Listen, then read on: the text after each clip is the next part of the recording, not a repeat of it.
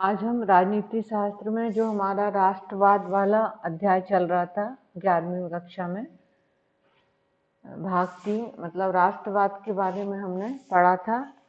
अब हम राष्ट्रवाद का कुछ एक और इसका एक जो विषय है वो है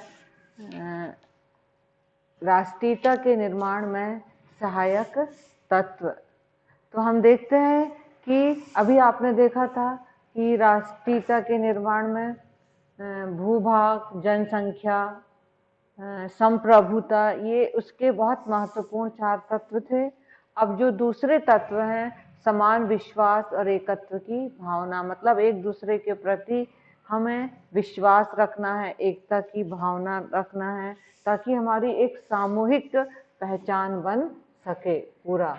इस प्रकार तो एक समूह बन जाए, एक टीम बन जाए और हम अपने आप को एक एकीकृत समझें। इससे हमारे सदस्यों को, सभी जो समूह के सदस्यों को विश्वास हो कि हम एक दूसरे के साथ हैं। दूसरा है भौगोलिक एकता।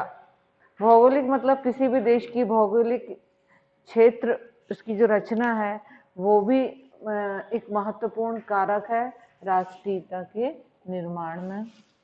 तो जिस मातृभूमि पे हम रहते हैं तो वहाँ पर तरह तरह के भौगोलिक क्षेत्र वाले लोग रहते हैं। कुछ पहाड़ी क्षेत्र में रहते हैं, कुछ तराई वाले क्षेत्र में रहते हैं।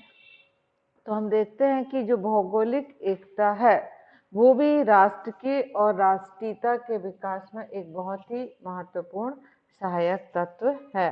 भारतीय राष्ट्र की जो पहचान है, वहाँ की नदियों, पर्वतों और उसके अंचलों विभिन्नता में एकता लिए हुए हैं। इस प्रकार हम देखते हैं कि ये सहायक तत्व। फिर इतिहास, कुछ देशों के इतिहास मिलते जुलते तो नहीं है, लेकिन कुछ थोड़े बहुत मिलते जुलते हैं जो आसपास के हैं। तो हम इतिहास को भी देख सकते हैं कि किस प्रकार हमारी स्वतंत्रता को प्राप्ति के लिए किस प्रकार 1857 की क्रांति हुई। फिर ऐसे लक्ष्मीबाई और जो दूसरे सेनानी हैं, उनके याद में उनकी क्रांति के बारे में जो लोकगीत हैं, तो उनका इतिहास।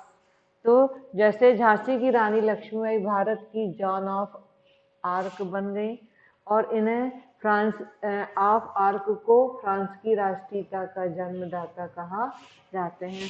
तो और भी ऐसे महत्वपूर्ण विद्वान हैं जिनके कारण हमारा इतिहास जाना जाता है। जैसे महात्मा गांधी के बारे में, नेल्सन मंडेला के बारे में, इन्होंने जातिवाद को खत्म करने के लिए बहुत ही संघर्ष किए। तिलक, जिन्हें कि हम लोकमान्य तिलक, जिसे हम आयरन मैन कहते हैं, किस प्रकार पूरी देशी रियासतों को इकट्ठा करने में मदद की। तो हमें इतिहास को भी ध्यान में रखना पड़ता है। ये भी एक हमारी राष्ट्रवाद के निर्माण में एक तत्व है। फिर है सांस्कृतिक एकता। भारत में, जैसे उदाहरण है, भारत में विभिन्न धर्म के लोग रहते हैं और उनके सांस्कृतिक, उनके सब प्रोग्राम और जो धार्मिक गतिविधियां हैं वो सब भिन्न भिन्न है। तो भिन्नताओं के बावजूद भी राष्ट्रवादी विचारधारा के लोगों की सोच में एक आधारभूत एकता रहती है। भारत के विभिन्न क्षेत्रों में भाषा भी अलग अलग बोली जाती है और उनके रीति रिवाज आप देख सकते हो ना कि आर्य, द्रविड़, यूनानी, इस्लाम, सिख, बौद्ध, जैन, ईसाई, ये सब भारतीय संस्कृति इनसे विकसित हुई है। और भारतीय सूफी, संत बाबा, ये सब भारत में मतलब ये भारत में रहे और इन्होंने अपने सांस्कृतिक एकता का परिचय दिया और ईश्वर की प्राप्ति के बारे में भी बताया। फिर और भी सहायक तत्व हो सकते हैं, जैसे धर्म की समानता। अभी मैंने बताया था कि धर्म, सबको स्वतंत्रता है, लेकिन धर्म की समानता राष्ट्र और राष्ट्रीयता के निर्माण में बहुत अधिक योगदान दिया। लेकिन भारत में जब विभाजन हुआ तो जो मुस्लिम लीग और उसके नेता थे मोहम्मद अली जिन्ना, उन्होंने भारत का विभाजन धर्म के आधार पर किया। किसके आधार पर किया? धर्म के आधार पर कर दिया। लेकिन बाद में ऐसा नहीं हुआ कि धर्म के आधार पर विभाजन हुआ, तो ऐसा नहीं कि उस धर्म के लोग कहीं भी रह सकते हैं। ये एक बहुत ही अच्छा बिंदु बोला गया था कि जिसको जहाँ रहना हो विभाजन के समय वो रह सकता है। फिर साझे आदर्श व मूल्य, हम अपनी पहचान के लिए हम अपने भू क्षेत्र और साझेदारी भी करते हैं, क्योंकि कुछ बातें ऐसी रहती हैं जो बाकी समूह से, दूसरे राष्ट्रों से अलग करती हैं, जैसे कि लोकतंत्र, धर्मनिरपेक्षता, उदारवाद जैसे जो मूल्य हैं वे सब साथ साथ रहना चाहते हैं, तो उनकी एक राजनीतिक पहचान होती है। इसके बाद और भी हम देख सकते हैं कि किस प्रकार समान राजनीतिक महत्वाकांक्षाएं, मतलब कोई भी राष्ट्र का है, भले वो अलग अलग हैं, लेकिन एक भावना उनमें जरूर रहती है, वो अपनी राष्ट्रीय एकता की भावनाएं रहती हैं।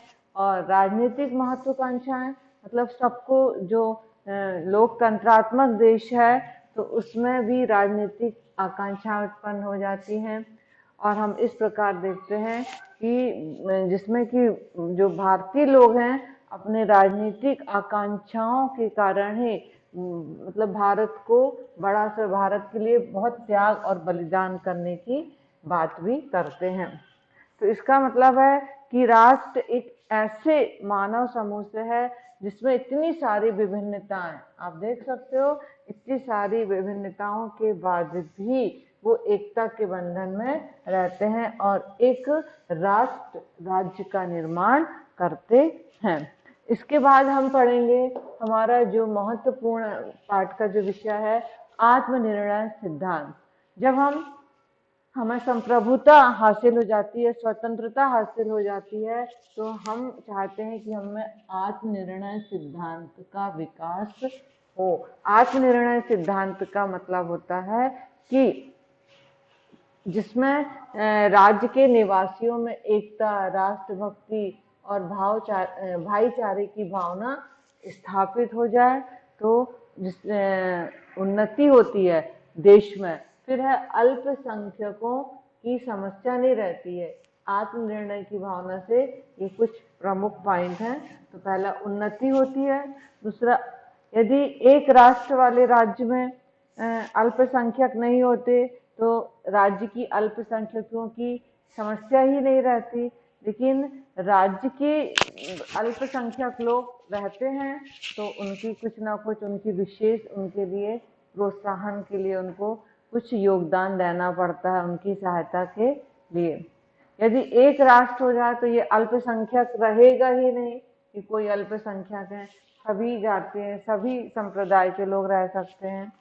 फिर है स्वतंत्रता का चार्टर और ये महत्व बता रहे हैं हम उसके पक्ष में, इसके आत्मनिर्णय सिद्धांत के पक्ष में ये आप कुछ सिद्धांत देख सकते हो। फिर है इतिहास द्वारा पुष्टि। 20वीं शताब्दी में अफ्रीका, एशिया कुछ देशों में भी स्वाधीनता प्राप्त करने के लिए संघर्ष किए गए और सभी ने राष्ट्रीय आत्मनिर्माण जो निर्णय सिद्धांत है उसको लागू करने को महत्व दिया।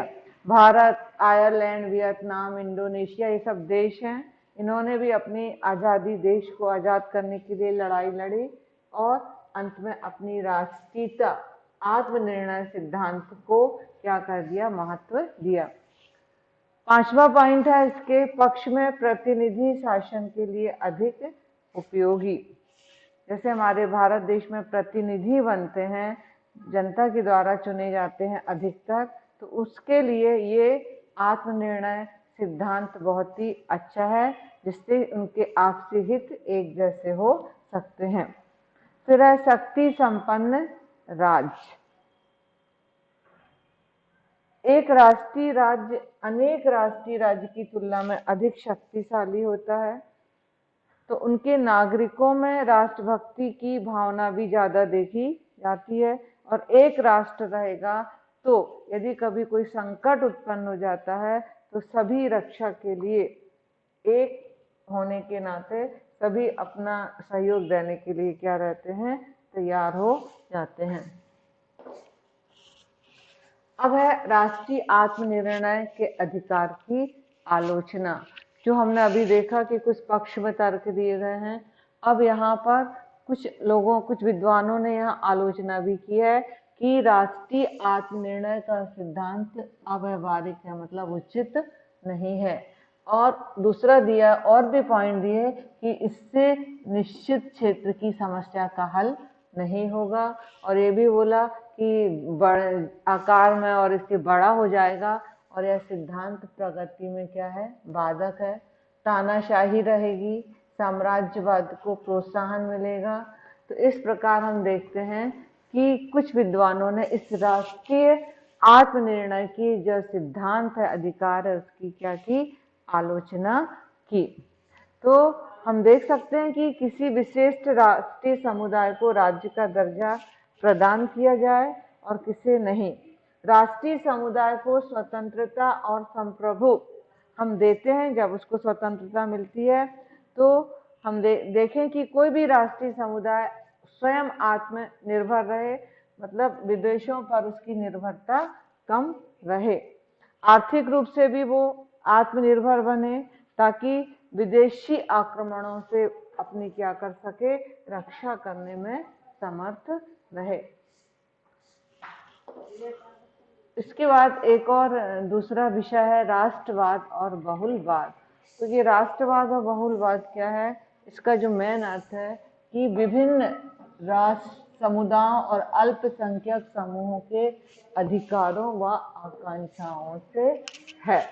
मतलब जो राष्ट्रीय समुदाय बने हुए हैं देश में, राष्ट्र में, उनके क्या अधिकार हैं, उनकी क्या उम्मीदें हैं, उनसे संबंधित है इस राष्ट्रवाद और बहुलवाद का। तो राष्ट्रवाद और बहुलवाद में कौन कौन से अधिकार दिए गए हैं? तो पहला अधिकार है कि अपनी भाषा और लिपि को संरक्षित रखने का अधिकार। तो भारत देश में कुछ राज्य ऐसे भी हैं जिन्हें अपनी भाषा को ही स्थानीय भाषा के तौर पर उपयोग किया जाता है। अपने संस्कृति और रीति रिवाजों को भी बनाए रख सकते हैं, अपने धर्म को भी सुरक्षित रख सकते हैं। ये है राष्ट्रवाद और बहुलवाद। जैसे हमारे यहाँ पारसी समुदाय है, बहुत ही अल्पसंख्यक है, मुस्लिम भी अल्पसंख्यक समुदाय है। तो इसका एक अच्छा उदाहरण भी है कि जब हिंदुस्तान और पाकिस्तान का बंटवारा हुआ तो पाकिस्तान ने जो पूर्वी पाकिस्तान थे उस क्षेत्र में अपनी क्या किया, तानाशाही की। उस तानाशाही का परिणाम ये निकला कि वहाँ की जो संस्कृति और परंपराएं थी वहाँ उसकी रक्षा नहीं हो सकी, और वहाँ के लोगों ने बहुत अत्याचार को सहन करने के बाद उन्होंने क्या किया, विद्रोह कर दिया, और पाकिस्तान से क्या हुई, उन्होंने लड़ाई युद्ध किया, और फिर 1971 को एक नया देश बांग्लादेश बना। तो इस प्रकार हम देखते हैं कि राष्ट्रवाद और बहुलवाद में कभी भी इस प्रकार का तानाशाही भी नहीं होना चाहिए, इस प्रकार की जैसे ये उदाहरण दिया है। नहीं तो नया राष्ट्र निर्माण होने में ज़्यादा समय नहीं लगेगा। धन्यवाद।